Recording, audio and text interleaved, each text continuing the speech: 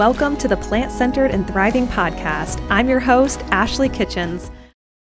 Welcome to the show, Plant-Centered listener. My name is Ashley. And I'm Katie. And we are closing out the year with our Best of 2023 Part 2 series. And I am so excited to share this episode with you. And today we are featuring some of our favorite inspirational stories from people just like you and me, and how they have used the power of plants to change their lives for the better. Oh, I'm getting so geared up.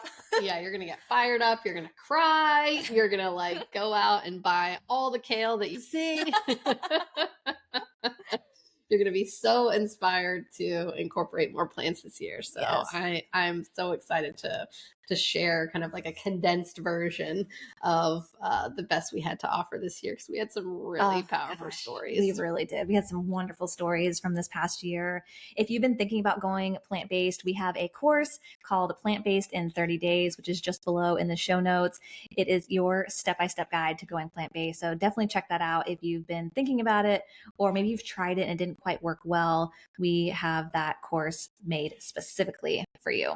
And we are planning our 2024 calendar for next year. If you have a story to share where you have gone plant-based and it's really benefited your life, your health, your family, friends, whatever that may be, we would love to hear from you. So we have a form below where you can fill that out and let us know that you would like to be a guest on the show. So we're really just looking for ordinary people with extraordinary stories about going plant-based and how it's changed your life for the better. And we know that your story has the potential, the power to impact other people who are also thinking about going plant-based and maybe haven't quite made the leap yet.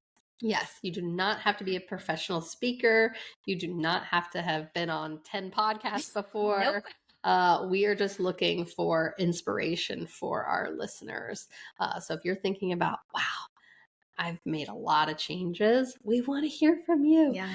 The power of editing can fix anything. It's true. Especially a lot of the guests that you're about to hear from now that was their first time being on the podcast. So it's not extra fancy. We are just looking for your story. So don't be shy. That's right. Yep. We'll fill that form out below.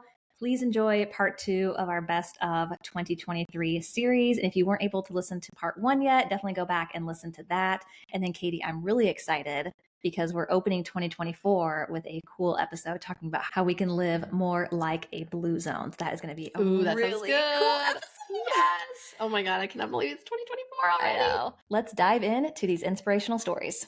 Awesome. You may know him as John Lewis, or the Badass Vegan. So he is going to share with us just so much about his journey, his new cookbook that's coming out, his documentary, and so much more. And even in your book, you kind of touch on this a little bit, is like you kind of went in the beginning from kind of being in people's faces about going vegan, going plant-based, but that's really evolved over time too. Can you talk a little bit about that? Yeah, so I have a good friend. He's still not vegan, but he's more conscious because of me. And I used to be that guy. I was the angry vegan. I was the guy that wait a minute, I just found this new religion, and I gotta tell everybody about this religion. And if you're not a part of this religion, you're going to vegan hell. So you just just get ready. So and he just reached out to me one day. He was like, "Yeah, bro, you're not really helping people." And I'm like, "What do you mean? I'm trying to help the people. I'm telling them what not to eat and this and that." He goes, "Well, you're not helping them because nobody's listening." And that it was like a dagger, right to the heart. And I'm like, "Oh man, he got a point." I couldn't even argue with him at that point. I was like, "Huh." So I took a step back. And of course, I still do more comedic stuff, and even before he told me that, I've never been one to demean anybody. I was just way more aggressive. Now I'm just more lighthearted, playful, and I'll crack jokes. And it's so funny. People are always like, "You're always trying to push your agenda." I'm like, I never go to anybody else's page. You're on my page telling me what not to do. The funniest quote I always tell people is that, "Isn't it ironic that you're on my page telling me to let others live while you're telling me not to live?" Do you get what you're saying? They don't get that part though. So, but yeah, I just had to take a step back and say, if somebody was talking to me that way, I probably wouldn't respond too well. Now I know I also believe this too. I believe that the movement, as far as any movement, I don't care what it is, I think the movement has different lanes. And we're all going down the same highway, but we have different lanes. And people are attracted to the different lanes. Like there are animal activists that are showing you what's going on in the farms and showing you what's going on in the slaughterhouses and in these camps and all this stuff. And that's great for them. I'd never knock them. That's just not for me. Mhm. What I found is hitting people, and if you notice in a lot of my wordage, I use the words us and we. I'm always like, we can do better. I was there where you were. Like, I'm not acting like I'm above you. I'm saying, hey, I was there, but look what we can do now. Yeah. And I get people that, I get comments every now and then like, oh, I hate coming to your page, but I know you're helping me. Like I just had that yesterday on a post. It's like, Wow. you keep deterring me from meat, but I keep coming back. Like, so I know it's working. So yeah, it was aggressive. Now it's like kind of like comedic and just having fun. I believe you can talk about serious topics and still have fun. I'm bringing Beth on the show. She is a mom of 2 and founder of Trifecta Pilates, using an empowered, effective, and joy-filled approach to working out. So you can see why I want to have her on the show, right? I love the joy-filled approach to working out. As a cancer survivor and health coach, she knows that it's about healthy habits that are simple, sustainable, and personal. So really, like you're saying, like really getting in touch with like your body and kind of recognizing, okay, well, why am I having these cravings today? Or why am I especially ravenous? Or why am I just especially fatigued? Like maybe really trying to tap into maybe like why that is, digging deep in that connection, like with what your body's trying to tell you. It is really digging deep. And also, I feel like taking the opportunity to assess, like, do I really feel like this? Or have I just been conditioned to want this? And this conditioning starts very young. Like, this is why there's companies, large companies, who are trying to get brand awareness to kids and youth, because they know if they drink that Coca-Cola or opposite Pepsi when they're really young, they're going to do that when they're adults, because there's so many unconscious decisions we make. It's just part of our everyday life. Like, this is how I've always done it. Mm-hmm. Rather than pausing it and being like, do I actually really enjoy this? And if I do really enjoy it, well, is it in alignment? Should I have it as much as they want to, and the amount of proportions? And there's some foods, for instance, for me, where it's like, I'm vegan-ish, I say, but I still try to reduce my sugar. But there's a cake, like a strawberry lemon cake, that I make every single summer. It's my once a year cake, and that thing's loaded with sugar. I'm not going to play with how much sugar it has, because it's once a year. My kiddos love it, but I also know I'm not making it every single week. And there was my dog. So my dog loves, we still have cheese in the fridge where my kids enjoy cheese right now, cheese and carrots. Now, if you feed her a carrot first, she'll eat her carrots. But if you feed her cheese first, she's not going to eat those carrots. Wow. And I think about that. She's like, no, that carrot doesn't do anything for me. Yeah. I need that cheese right now. And I think about that sometimes we're just so conditioned to, okay, eating out, which I used to eat out more, like fast food. And now I'm like, I don't even enjoy that food at all. And when I have to go, I'm like, okay, like I went to McDonald's once, and I was just staring up at the menu thinking, okay, what am I going to have? Like looking at the menu. And then I got a drink, and I forget what I got. I said, that's your medium size? Like that, when I was growing up, that used to be like a small size. So there's all these different components. I feel like it's just plant-based is another way to live more consciously with what we're doing, rather than just following what's always been done. And the way that I've reframed it, because I did have to change my family recipes, is that traditions started because once upon a time someone started something new, and it became this transition that sometimes we feel like we have to keep cooking those holiday meals or the birthday dinner meal the same exact way, because we've been doing it that way. But someone invented that somewhere once upon a time. So I talk with my kiddos a lot about that too. Like, let's respect the traditions, but really evaluate, Do you enjoy them? Do they bring you pleasure? Do you want to try something a little bit different and see? And sometimes it works out really great, and other times, like, not ever doing that again. And other times in between. I'm going to tweak it a little bit next time. Today, we're talking with a courageous woman who received a diagnosis of multiple sclerosis and used diet and lifestyle changes to, as best as she can, effectively combat her disease. End of 2017, maybe going into early 18, I was all into this OMS lifestyle. And like, full disclosure, I'm not super strict with myself from the meditation side of view and all the other bits. But from diet, I was like, do you know what? This works for me. I feel really good. You don't feel like that heaviness, weightiness. And I could see like how well I was doing, say, from an exercise point of view, rather than feeling like everything being like a drain or like drudgery. Yeah. I found myself sort of bouncing back quicker. So that side of things, I would say I was pretty much all in, within about 9 to 10 months. Okay. And, you know, that was kind of it for me. And I knew it worked. I knew straight away I was feeling good. I feel like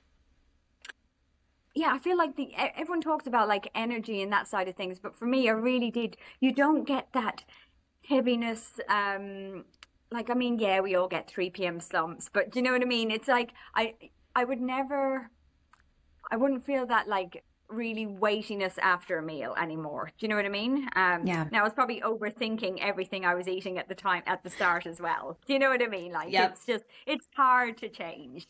And you're really thinking about what's in this, am I eating enough? Or at the beginning you eat the same bloody meal so many times because you're just trying to be good. But it's, you know, once that side of things settle down, I've found it way more fun. Like, I found way more enjoyment in food. I care so much more, you know. Yeah. It's more exciting to find a new plant-based restaurant, like, and look what they can do. Look how amazing that looks versus a regular Omni restaurant, because everyone can kind of do that. But to make something incredible, like in a plant-based restaurant, I just think is so impressive. Like, and we're always on the hunt. Like, you know, we live in Melbourne, so it's like a mecca. Like, it's the perfect place to be living. Yeah. Oh, it's the perfect place to be living for like plant-based or vegan eating. Yeah, absolutely. Oh, that's wonderful. Oh, I'm so glad. Yeah. And so it sounds like there was just this undeniable shift in your energy and how you felt. And it was like, okay, this is it. I'm not looking back. I'm going to continue forward with this plant-based eating. 100%. Like, I think it clicked in me really quickly. And once I got over I saw the variety I could eat, and I got, used to this way of cooking. Once I realized, like, it wasn't impeding me in anything, I just found way more enjoyment. Like, I enjoy cooking more. I enjoy eating out more. And it just, for us, it just felt like, do you know what? Why would I make myself feel unwell? And dairy is really contraindicated with MS. So to be honest, for me, at the very beginning, I would say, no, do you know what? If you put meat in front of me or dairy, I would eat the meat before the dairy. Like, I switched with dairy like that. Do you know what I mean? Yeah. That's for me, because it's a real, like, I think there's real clear research with dairy and MS. Whereas I think the meat side of it is from a saturated fat. So, people can sort of say, oh, well, lean meats. But I think for me as well, you start looking for recipes. You start following this person, that person, and you start seeing the ethical side of it as well, which is where my mindset. I would think I'm 50-50 in it now, from a health perspective and an ethical perspective. So for me, there's certainly no going back. Like I've said, if someone said to me tomorrow, you're cured, there's no MS, I would not change the way I eat. Like, no two ways about it. Yeah, no two ways about it. I'm really excited for today's guest, who is named Dr. Amanda. She is a double board certified internal medicine, lifestyle medicine physician, health coach, owner of Enlightenment Health and Wealth. And one of the main things she does, which I love so much, is she works primarily with women, and she works with women in helping them possibly reverse chronic illnesses such as type 2 diabetes, heart disease, and high blood pressure. And not only possibly reverse those chronic diseases, but also she helps them prevent them as well. I didn't even put the two together yet at that point in time, that what I was eating actually impacted long-term health. Like, again, my initial thought was, I'm just trying to lose weight. I'm just trying to lose weight. So that's where I was at that time. So it wasn't until years later, after even finishing residency and actually practicing for, probably a couple of years, that I'm like, okay, these two kind of go together. Yeah, I'm curious how you started to make that connection, because I think for so many of us that can be a challenge. That's not really something that we're taught, that, oh, food has an impact on how you feel throughout the day, maybe how you sleep, or what puts you at risk for maybe certain chronic diseases. How did you start making that connection? And I have to, give all the credit to one of my patients. It was an older gentleman. I was actually in Tennessee, practicing in Tennessee. So Tennessee's in the South, so that's not a big vegetarian place either, right? And he just happened to say, because he had heart disease, his cholesterol was high and everything like that. And he was like, well, Dr. Atkins, I was Davis then, but I've been reading this book and been following this guy named Dr. Joel Fuhrman. And he has this book called Eat to Live. And I was like, okay, that's interesting. So I got the book and, just skimmed through it. And I'm like, oh, this is pretty good. So, what I've been doing is not too far off. He's a bit more strict than just being vegetarian. And then I had more patients ask, I don't want to be on medicine. What else can I do for my high blood pressure? What else can I do for my diabetes? And I'm like, you know what? We were taught to give you a prescription. So I don't know what else you can do. And then, just Dr. Fuhrman, book just kept coming back to me. And then we have to do, continual medical educational courses. And there happened to be one in a state that I always wanted to visit. I always thought I would live there, and it was in Arizona. So nice. I went to Phoenix, in probably in a colder time of the year, but it's always hot in Arizona. So I was like, I'm going there. And it was a nutrition conference. And I was like, okay, so this kind of lines up, trying to learn a little things here. And one of the doctors there said, you cannot out-exercise a bad diet. Ooh. And that stuck with me and kind of transformed me from going from vegetarian to vegan to, mostly plant-based. Just from there. And it's just like, oh, this just kind of happened. You say it happened, but it was, divine intervention for this to actually occur, for me to have this patient at this time in his life, for him to say, Dr. Joel Fuhrman, it just all kind of lined up. And then, like I said, going back to my story when I was 16, like, and then you can actually say to patients, when you tell them, not to eat meat, then they'll look at me as an African-American, saying, well, do you not eat meat? Do you exercise? And like, as a matter of fact, that is my story, So it kind of resonates with people a bit more when they actually see someone like sitting in front of them, looking like I look, and saying, you can do it too, because I've been doing it for decades now. Yes. Yeah. I feel like it means so much more when you're actually walking the walk and not just talking the talk. Yes. And that was big for me, also going through medical school, to actually be able to carry out these things that I was going to be saying to people, because, I didn't go to the doctor growing up much, but I do remember one time going to a pediatrician, and he was like 300 pounds, telling me I needed to, lose weight and stuff. And I'm just looking like, really? So that, I don't know. I don't remember his name. I just can, you have those visions that just kind of pop in your head that you can remember, little bits of your childhood. And that was one of them. And I was like, I don't want to be that person. So, that kind of helped me to kind of, and still helps me, because people are like, how do you stay on track? It's like, because I have to be accountable to these people that I'm helping. Robbie and Mia Graham. So they are the proprietors of Revelations Cafe, which is a plant-based restaurant in Tampa, Florida, which they founded in 2018. Their story was also featured in a new documentary film called Revelations Cafe, Food for the Soul. He had this situation happen while he was at the gym. He was a hardcore meat eater, and you probably already know he does not eat that way anymore, but it was pretty wild, and honestly, pretty wild that he is still living today with everything that transpired. And it took him really changing his life around massively in many different ways for him to be still with us today. Long story short, about 4 months before we opened this wonderful cafe, we were in the gym training and I was working out, and I started to get severe pains. I was already dealing with it for about a month or so. I was getting chest pains, but I thought I pulled something because I've always trained. I've always lifted as a competitive bodybuilder when I was younger. So I just felt like, I must have, pulled a pack. I got an internal pit tear in there, and it just kept bothering me. And then eventually it got to the point when I was at this one workout, and as I was in the middle of my workout, the pain got so intense that I could barely catch my breath. And then I started getting radiating pains down my left arm. And at that moment, I knew that was it. So I walked over to her. I think she was doing abs. I think she was on the ab machine. And I said, "Hey, I'm done." And she goes, "What do you mean you're done?" I go, "I'm done." And she looked at me. She goes, "Oh my God, you're having a heart attack." Because she could see I was like, my eyes are practically rolling back in my head. I was pale as a ghost. And so she immediately went and grabbed the car, got me into the car, immediately got me in the car. In 5 minutes, not even 5 minutes, she had me in the ER, and they wheeled me right in, and they were able to retard the heart attack. They stopped it. And at that point in time, they determined they needed to admit me. And then I was cardiac catted the next morning on a Sunday, which they never do. But that's how serious they thought my heart condition was, that they brought the cardiologist in. And then that's when they stented my left coronary artery.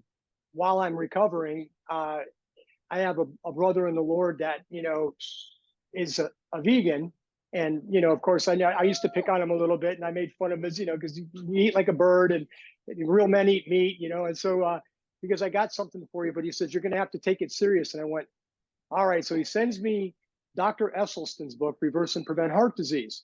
Wow. Yes. So I started to read this book, and the more I read this book, the more angrier I got, because the science was convicting me.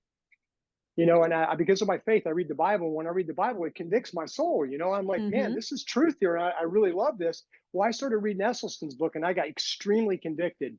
So the more I got convicted, I basically said, all right, that's it. So I decided I'm going to go plant-based. Wow. I have to. Yeah. Yeah. Because I could go on to the bitter end and keep eating what was clogging all my arteries, or I can make the changes. So reluctantly, I did it. And I can only say within 3 months' time, my cardiologist nearly fell out of his chair, because the results of my cholesterol, overall cholesterol, my blood pressure completely went away. They were able to take me off blood pressure medication because I had high blood pressure. Wow. My cholesterol dropped over 100 points, and I started to feel the absolute benefits of a plant-based diet from a recovery perspective, something that I was not used to as a former bodybuilder. I was always, I'd pump hard, but I'd always be puffed, be breathing hard. And I can tell you that honestly, my cardiovascular fitness, 4 years removed from eating meat, has been phenomenal. I just have a really special guest on the show. His name is Mitch Gill. And to be honest, he actually reached out on Messenger. He had said some kind words about the podcast, and he gave me a glimpse into his whole food plant-based journey. And I share this a little bit in our episode here in a second, in our interview. But I was like, we have to have Mitch on, because he just has such a unique story, and he's incredibly gregarious, and he's a comedian. And I just think you're really going to appreciate just the transparency that transpired here during our conversation. In the winter of 2019, I watched 5 documentaries. Oh boy. And February 2nd, that was it. I'm done. I'll never eat meat, dairy, eggs, or seafood ever again. Wow. And I haven't looked back, and I lost another 35 pounds. And now I'm right down to I'm 5'9" and about 132. And I feel so good and agile, and I feel like an athlete at 58. Wow. I mean, I would assume better than you've felt in probably a long time. Yeah. It was like gluten-free was here.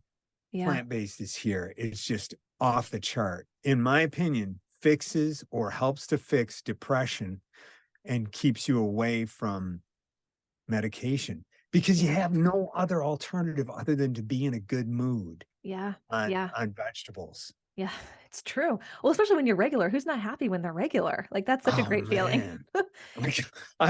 This might be too much information, but when I leave the bathroom, my 2, 3, or 4 times a day, sometimes I feel high, like I've just smoked a joint. I'm not kidding. I'm floating, and I'm like, I'm in such a good mood and I'm really glad to see people. And I feel like saying, you should have been in there. Yes. Yeah. That was incredible. Because most people come out of it and it's not a pleasant experience, or it's not a pleasant experience during the situation that's going on. Welcome to the show, Plant-Centered Listener. My name is Ashley and I am your host today.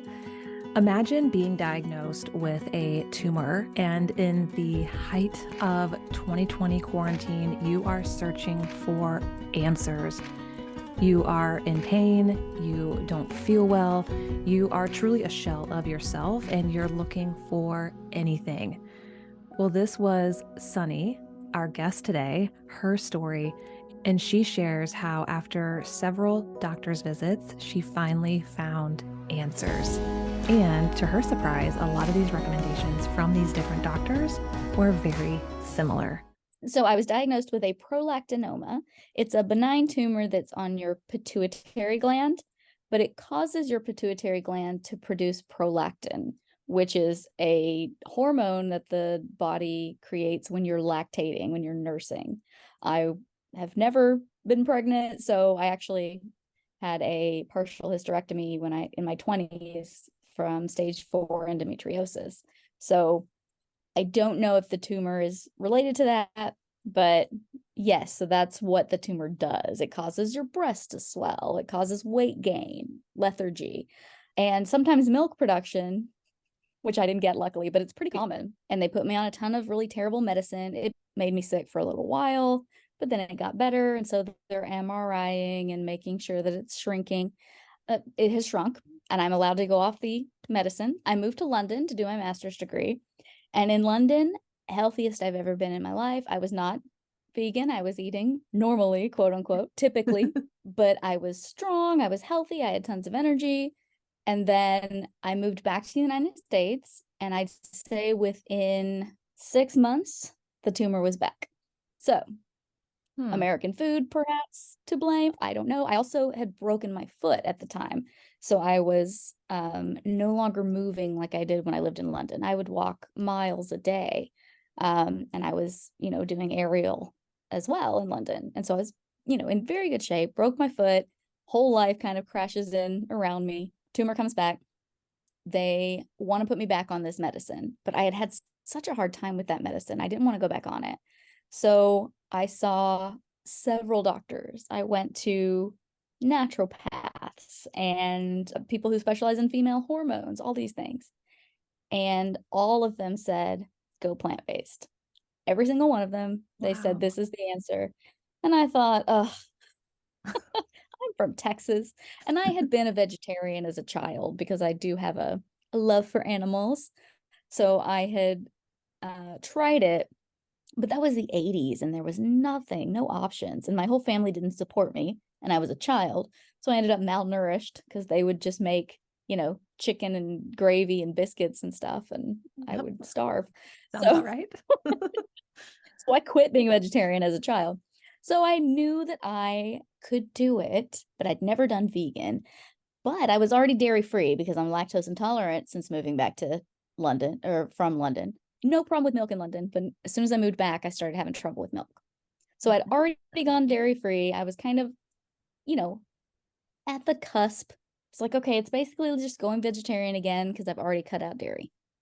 I told myself. So once we went into lockdown for COVID, I was teaching. So I started teaching online. And I thought to myself, this is the perfect opportunity to try this vegan plant-based thing that all these doctors keep telling me about.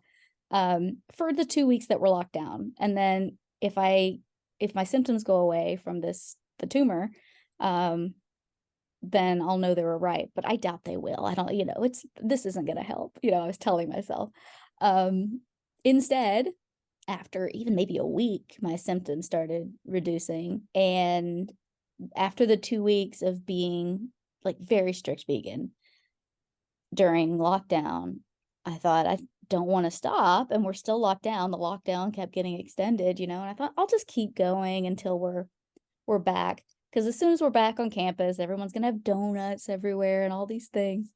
But we didn't go back for a whole 2 semesters, I think. Well, semester and a half. So I just kept going and I just kept feeling better and better. Dropped like 20 pounds. They just fell off. And that I had gained that 20 pounds after I'd broken my foot. My hair started growing back. I have very thin hair, but I had gone like, I had like balding spots. They're coming back a little bit right now because I'm getting older.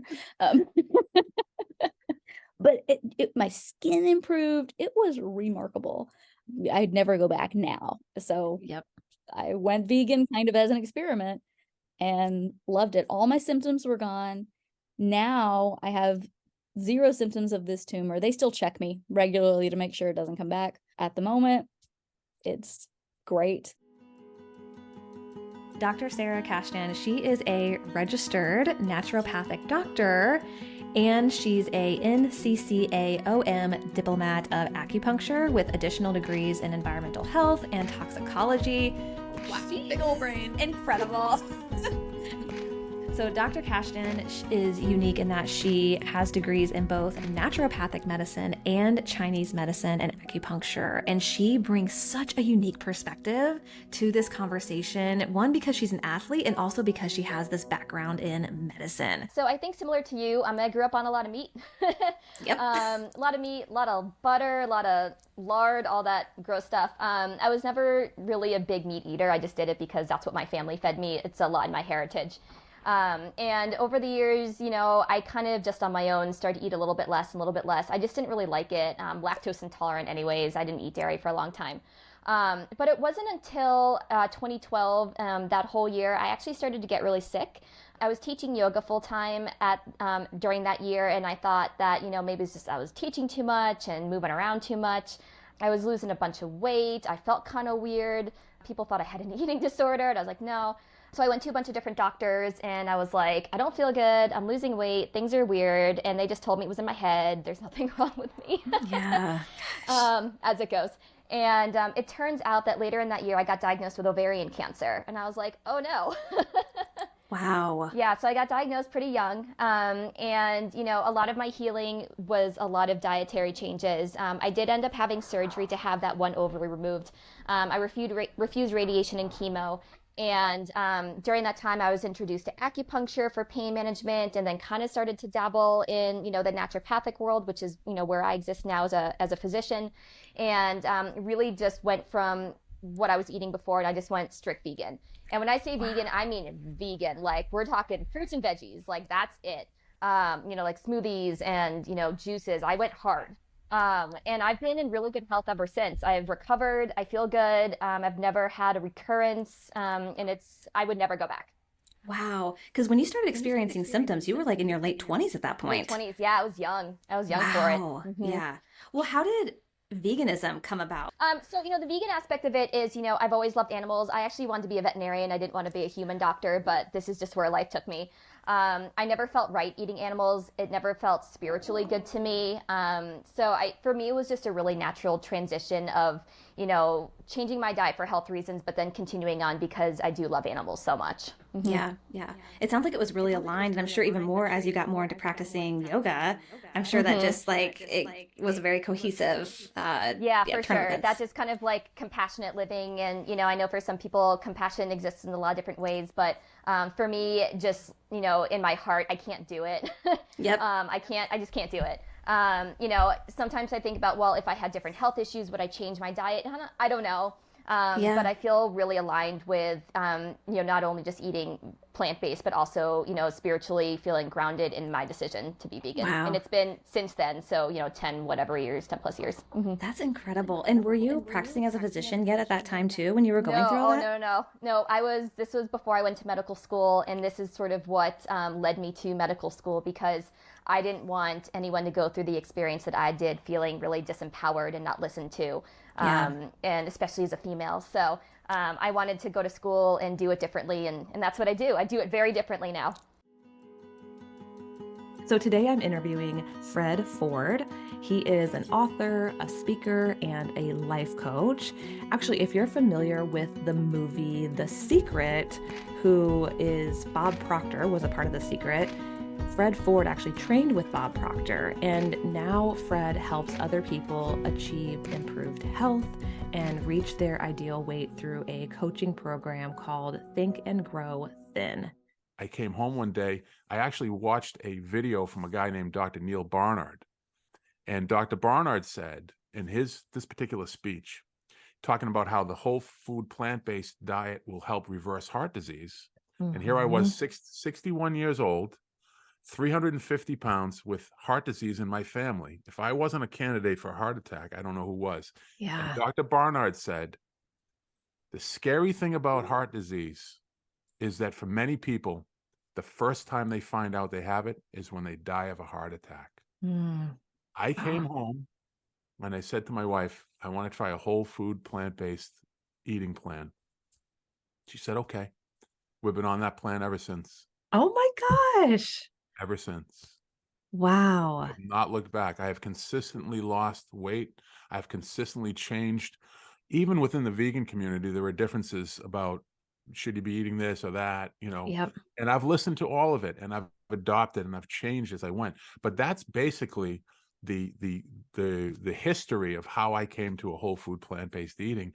I made a decision that I was going to be 205 pounds. And that decision was the first domino. And I haven't looked back. Yeah.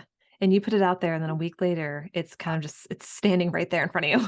It was right there. It's been there the whole time, but I never even considered whole food plant-based. I don't know why. I've embraced the idea that I'm a meat eater, I guess. Right. Yeah. And in fact, one of the other life coaches that I work with said, you gotta do a podcast called The Unlikely Vegan. And I'm like, I have enough going on. Sure. Maybe sometime I will do that because I am an unlikely candidate to have gone on this type of eating plan, if there is such a thing. Yeah. But here I am, you know. Well, and I'm sure so many people could relate to that too, because I think so many people are like, either they said at one point, I can never give up cheese or I can never live without meat. And then here they are, they're vegan or whole food plant-based. And it's like, I never expected to be here. Well, what I tell people is language is declarative in nature. So if you say, I can't go without meat, you can't. The truth is you can, but the bigger truth in your particular life is you are making that statement. You are declaring that you can't go without cheese and meat. Therefore, in fact, one of the clients in one of my coaching classes said that, and I did the wrong thing. He said, I can't do a vegan diet. I said, I know, you can't. And he said, what do you mean? He got angry with me. And I said, you're declaring that you can't do a vegan diet, therefore you can't. It's Henry Ford, no relation, said, whether you think you can or whether you think you can't, you're right. And you're declaring that you can't.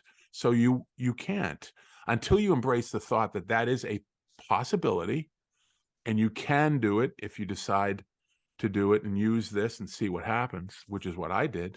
Yeah.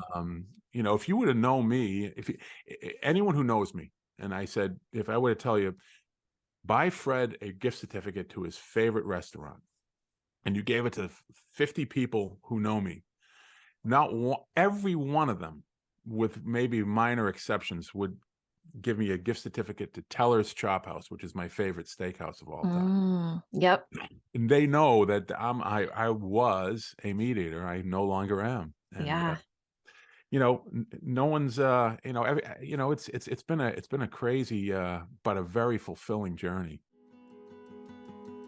Okay, have you ever known someone who has made fun of vegans or given people who eat plant-based a hard time? Maybe you were one of these people.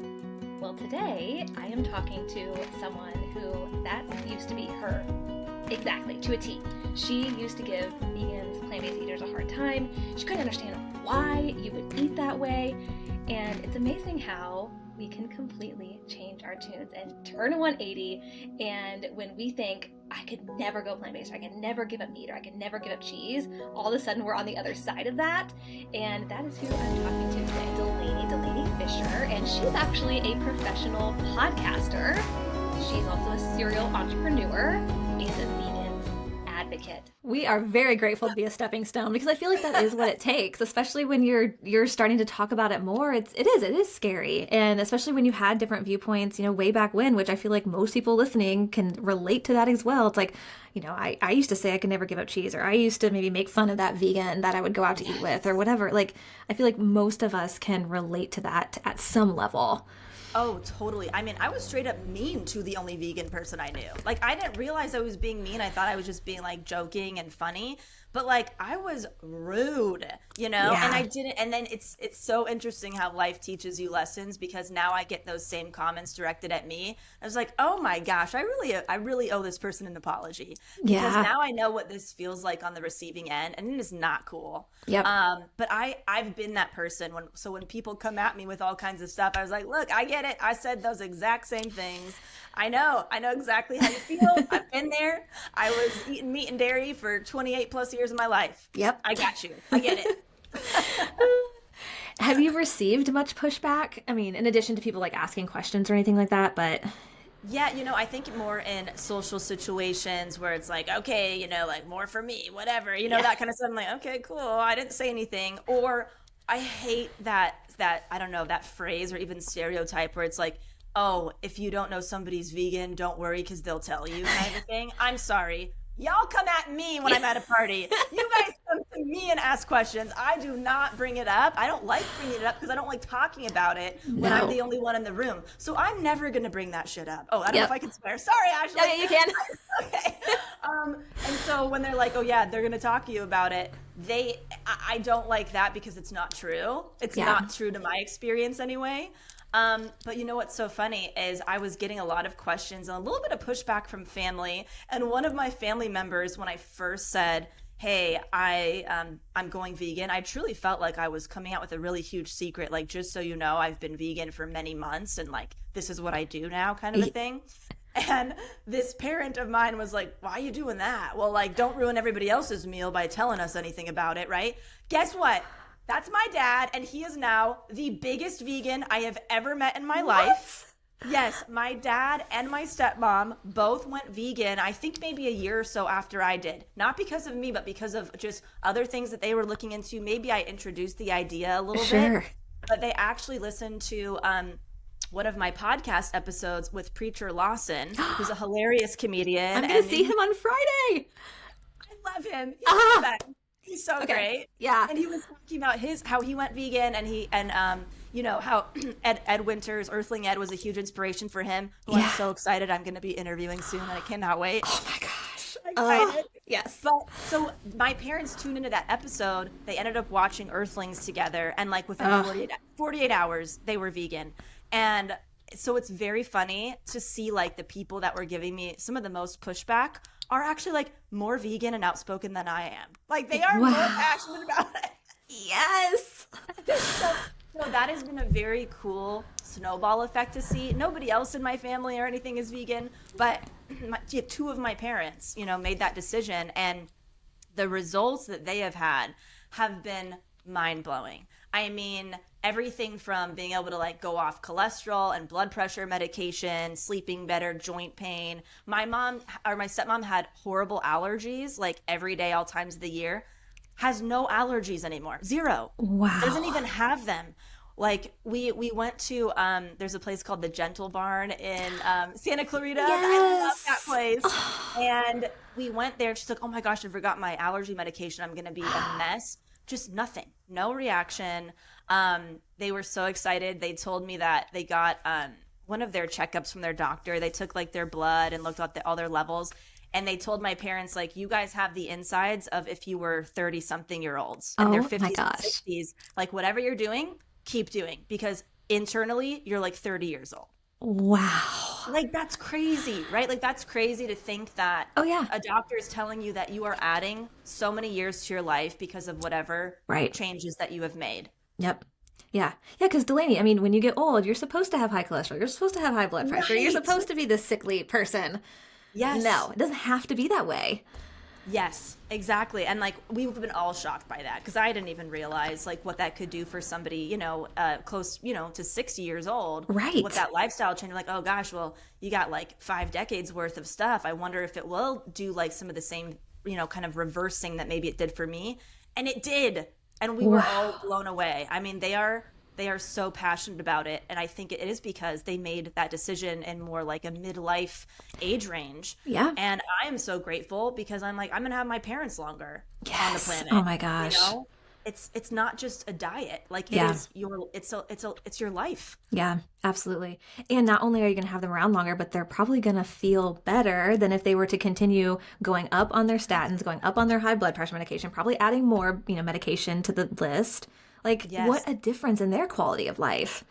Exactly. And like you know what? If somebody was promoting a pill that did all of this stuff, we would all be taking it in a heartbeat. Yes. Right? Like we wouldn't even have to think about it. But because there's unfortunately still such a stigma around veganism and plant-based and whatever, dairy-free, like all that stuff, that it's there's so much resistance, and I just wish there wasn't. I wish there was I wish there wasn't so many obstacles to having like meaningful conversations with people about Yeah. it, but there seems to be so much resistance still. Yeah. And it just bums me out because I'm like, I just really feel like you're missing out, and I care about you, but I can't say that because you're just going to label me a judgy, pushy vegan.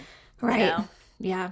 Well, it's honestly people like you who are going out here and sharing your story, being transparent, vulnerable, saying like, hey, I didn't used to think this way 5-6 years ago, that is going to help break this stigma that we have. And it's examples of the laundry detergent that's going to make it even more relatable. Love that. Oh my Like, gosh. I really think of it as like if I was at brunch with my girlfriends and somebody like was talking about how they had a really bad rash on their like arm or something, and I knew exactly what cream could cure the rash because I had tried it, Yeah. I would not even think twice to be like, hey, you should try this cream that I had. I had that same rash and it cured it, within a few days or whatever. Yeah. But like when I'm at brunch and they're talking about like health related issues or things like that, I don't feel like I can share the as freely as like, have you tried this thing? Have you tried Yeah. like replacing this product with this product? Because they can't hear it. They don't hear Yeah. it. Yeah. They just hear vegan, right? Right. So it makes me sad because I share other things freely, but I just have learned who I can share that stuff with and who I can't. Yeah. And Yep. it's a bummer because you want to help the people that you love and you want to give them options, but there's just still kind of a block there. Yeah, absolutely. I know it seems like food, how we eat is just so wrapped up in our identity. It's hard when you're in the thick of it to see someone else's point of view, no matter really what it is and how they're eating. But when someone has had the success like you have had, like I have had, like I know a lot of people listening have had, it's so hard to watch others suffer when you're like, I feel like I potentially have the answer for you, but I can't quite say it because I know that there's this wall that's already up or going to be put up.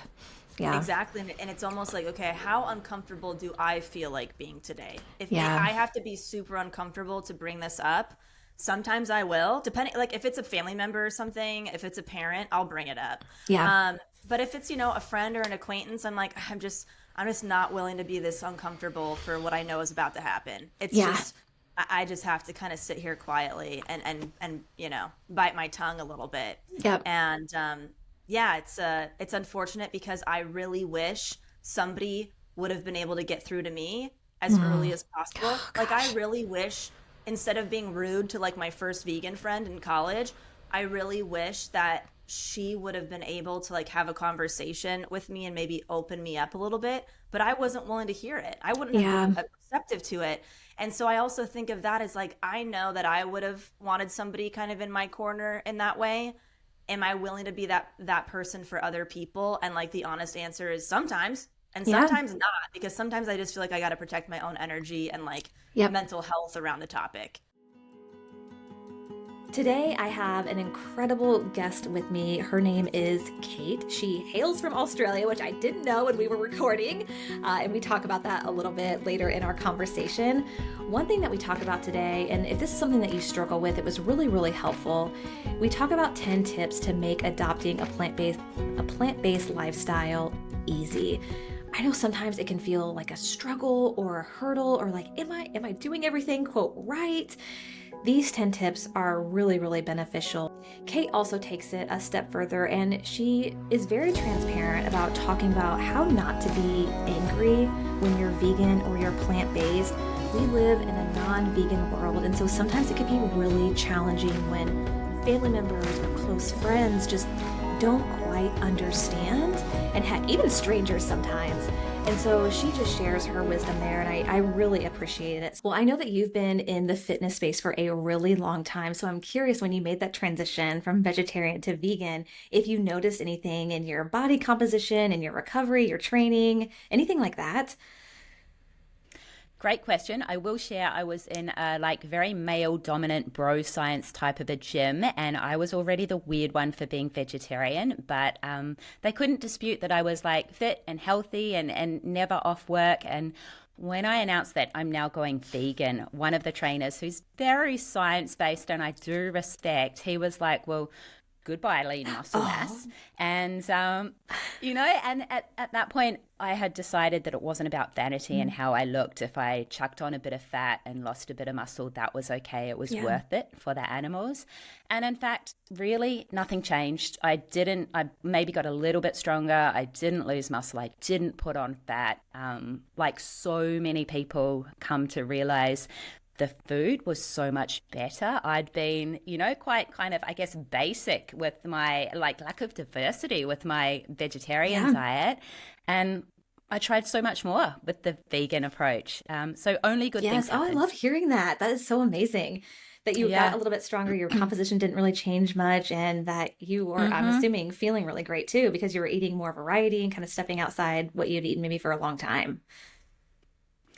The main thing was the emotional feeling and the congruency and the lack of you will know this, the heaviness that you carry around, even if you're unaware of that lack of congruency, there's still a heaviness that you carry around, and it's like it's lifted when you really do align your eating actions with your beliefs. It's true. There's something that connection just goes so much deeper with the food that you're eating. The appreciation, I feel like, is greater. And I feel like so many people also say, I am eating, just like you said, Kate, I'm eating so much more than I thought. I'm going in parts of the grocery store that I never thought I would go into because I'm vegan or plant-based or not eating maybe meat anymore. For sure. And you're trying new foods, you're finding new foods, less fear. I'd come from that background for a decade or so where carbs were the enemy and it was all about super high protein, super low carbohydrate. And bit by bit, I was just seeking out those vegan, positive influencers who had the body and the strength and the fitness that I wanted. And I was looking at what they ate, and I saw that they ate potatoes and bananas and lentils, and I saw that they ate soy. I'd been off soy for a few years by then. So much deliciousness invited back into my lifestyle. Yes, I love hearing that. And potatoes are amazing. So we love potatoes around here. And bananas. For sure. 100%. Yep. So today I have with me LaShonda, who is currently living in Florida. She is an attorney, wellness coach, business owner, and lover of all things health and nutrition. She began her journey before I would imagine most of you began your vegan journey. So she shares what that day was or what that year was.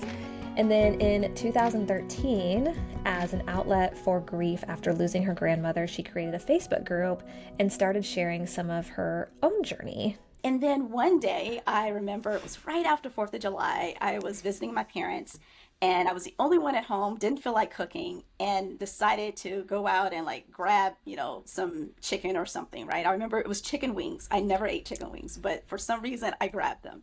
And for 2 or 3 days straight, that's all I was eating. And I remember being home, bored out of my mind, and I turned on the TV, and nothing was on TV but PBS. So turned on PBS, and it must have been the marathon day of food documentaries. And it was one after the next. And then the one that got me was there was a documentary about parasites in chicken. And oh my, at that moment, I went cold turkey. I decided overnight, I was like, really? Okay, nope. There was 2 different documentaries on parasites. It was very detailed. Yeah. And I just couldn't get it out of my mind. So I went cold turkey, but I believe I was prepared for it, right? Because I was online. Back then, you didn't have a lot, to look at other than blogs. And so I was following this young lady out of England. And she was doing, she was overweight. She was doing juice cleansing. So all I knew was either eat the chicken or juice cleanse. And so I figured, give up the chicken, give up the meat, and I'm just going to do juicing, right? And then I started that for a little while, and then I'm still following her and looking for more information, but still not finding any. And as I continued to research, I found some people who were raw vegans. So I started raw veganism. So I started this vegan journey like on the extreme. And in 2000, you didn't have the resources. You didn't have the Facebook, you didn't have any of these social media pages. You hardly had any bloggers who were out there. You couldn't, you weren't running into anyone who was vegan, or hardly, there were some vegetarians, but that was completely different. And so I was just trying to like not stumble. So as long as it was a vegetable or fruit, I knew I was in the right, and so I did that for about 6 months, and it just took a toll on me. It took such a big toll on me health wise that I was finally, I remember one day I woke up, I was trying to get out of bed, and I remember my eyes were open, but my body couldn't move. And so I'm just sitting there, like trying to get my body to move, and I couldn't. And it took a while. And when I was finally able to get up, I was slow, I was lethargic. And a friend told me, go to one of these natural like grocery stores. There's usually people there. They can help you figure out like what you need. And one of the best things happened to me when I walked in that store. I let this lady know what I was doing. She understood it. She was familiar with veganism. She shared a little bit with me. She was like, you don't have to be raw. And then she gave me B12, which literally saved my life. I've been taking B12 every single morning since 2006 because of this lady. Oh my goodness. And it allows me to wake up in the morning. Like for me, it was a miracle drug, because I figured what was happening is because I was doing raw and juicing, I was missing the B12, and it dropped tremendously. Right. And so, so that's kind of how I started my journey. It really, truly was I tell people all the time I went vegan for health, but the truth is I started veganism because of a chicken, right? So it was really a little bit of both. Yeah. Yep. Chicken and parasites. Wow. That lady probably has no idea either the impact that she had on you.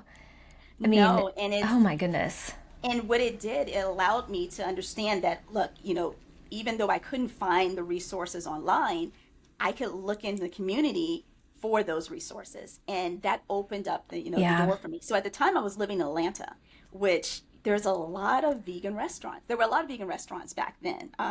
Some that were, what did they call, like idol vegans, kind of like a Rastafarian type of vegan. And so I was able to taste some really great vegan creations early in the process, even though the stuff in the stores was horrible. All the processed foods were terrible. Like all the protein powders had horrible aftertaste. Processed vegan food was not great.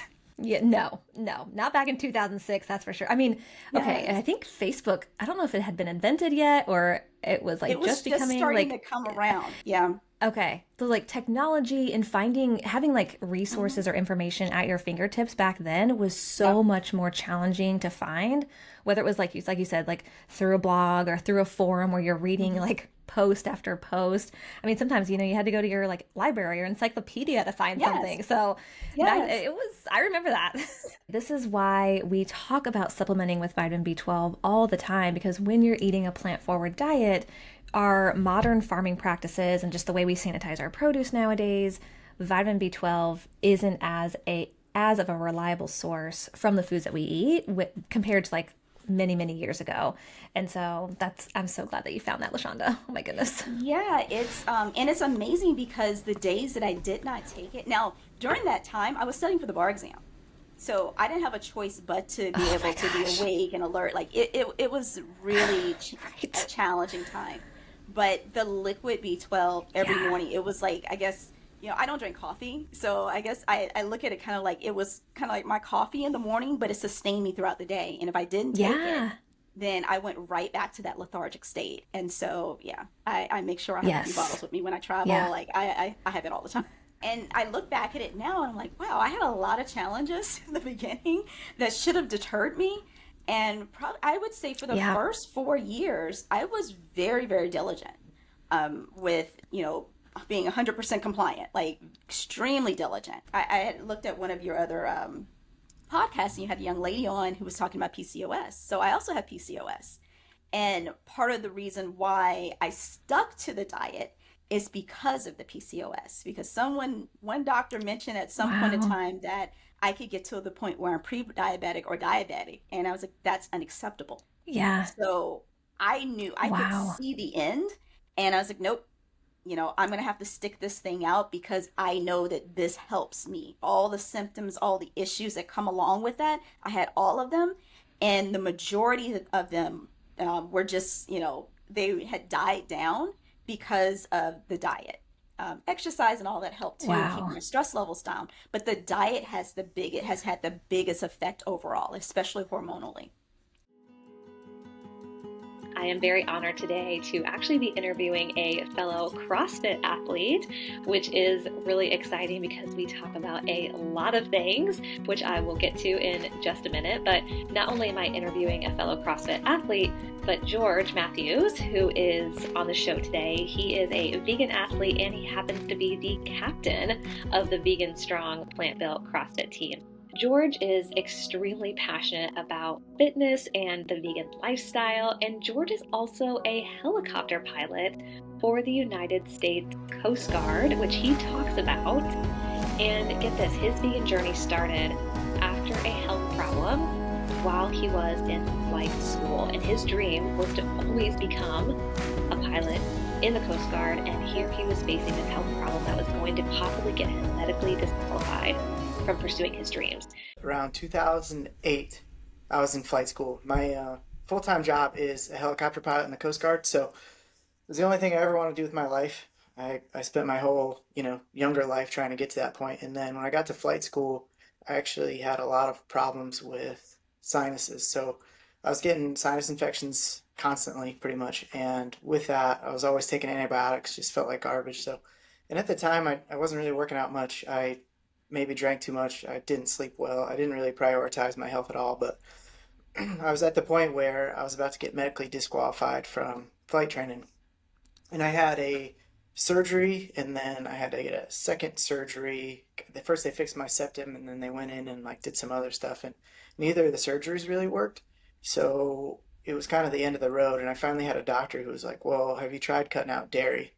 And I had never heard of that. It didn't make any sense to me, but I was willing to try anything at that point because I wanted to become a pilot, and I didn't want to get, stopped from doing that because of my sinus problem. So I cut out dairy and almost immediately felt better. It was kind of incredible how quickly I recovered from that. And really since then I've maybe had to take antibiotics maybe once since then, and since 2008. And my sinus problems were basically gone. So I got very curious after that initial just switch, and I thought maybe, hey, let's try to get rid of red meat and see how I feel. So I felt a little bit better after that. And then after I finished flight school, I went to Puerto Rico, and I was eating chicken and fish, and then eventually just stopped eating all that and went fully vegan. And it was really when I learned about the ethical and the environmental and the other parts of veganism that I really got into it, and have been vegan now for 10, 11 years, 12 years, something like that. Wow, that's incredible. What's wild too is that this is something that you were looking forward to doing. It sounded like your entire life, like you wanted to be a pilot, you wanted to go through flight school, which from what I understand is not easy to get through. Is that right? It wasn't for me. I'm sure some people would say it was easy, but no, it was a huge challenge for me. In the midst of trying to get medically disqualified, I also came very close to failing out. I got to the point where I had to get a board where they talked about my performance and all that stuff. And then I was basically at the point of if I failed another flight or another event, I was going to be going home. So I went through about probably a year and a half of having my back against the ropes with that. So I barely made it, but survived and still doing it now. So Yes. And it's wild that something, I don't want to say as something that really you weren't really taught a lot about growing up with your sinus issues, that this was something that almost got you medically disqualified from, again, holding you up from pursuing your dream. yeah, I didn't really expect that. And, never in a million years would I have thought that that was the thing that would have stopped me. I mean, granted, even in full 100% health, I was so close to failing out anyway, but that certainly didn't help. But yeah, that was almost the thing that ended it. And And there's so many medical tests and little things that they do where you can get disqualified from all these things. And people actually get medically disqualified for a lot of different stuff going into it. So I was extremely fortunate that we kind of figured it out and were able to get through that. Yeah, yeah. So then your doctor recommends giving up dairy, you give it a try, and it sounds like from then on you were like, wow, there's actually something to this because it made an impact on your health. Yeah, a huge impact. And that's where people ask me that a lot. They're like, did you notice anything different? And really, I went vegan over, a period of probably 3 or 4, maybe 5 years, something like that. So, but immediately after cutting out dairy, it was night and day. I felt totally different. And because I had some type of an allergy from that. So I felt way, way better after that. And then incrementally, each step I took to remove things from my diet, I felt better and better. And now I think it's a huge, reason that I'm able to perform and still do this job many years later. Until next time, keep thriving.